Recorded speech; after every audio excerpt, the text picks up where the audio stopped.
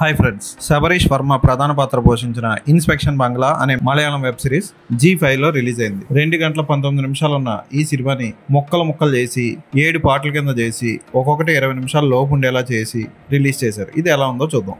అరవంగాడ్ police station shift చేయాల్సిన పరిస్థితి వస్తుంది.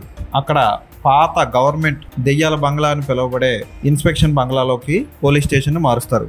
పోలీసులు అందులోకి మారిన తర్వాత దెయ్యం సౌండ్లు, సామాన్లు పడిపోవడం, నీడలు కదులుతుండడం ఇలాంటివన్నీ జరుగుతూ ఉంటాయి. అసలు ఆ ఇన్స్పెక్షన్ బంగ్లాలో ఏం జరిగింది, అసలు ఎలా ఎందుకు జరుగుతుందని తెలుసుకోవడం కోసం దెయ్యాల మీద రీసెర్చ్ చేసే అమ్మాయి కూడా వస్తుంది. ఆ అమ్మాయి పేరు మైథిలి.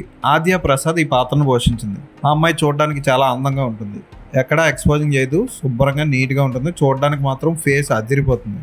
కానీ ఆ క్యారెక్టర్ కూడా అంత గొప్ప పర్ఫార్మెన్స్కి స్కోప్ ఉందా అంటే అంత లేదనే చెప్పాలి. ఏదో అలా వచ్చి ఓం జూమ్ మంతరకాలి అన్నట్టు బిల్డప్ ఇచ్చి వెళ్ళిపోతూ ఉంటుంది. అదేంటో అర్థం కాదు మనకి. పోలీస్ స్టేషన్లో బ్రష్లు చేసి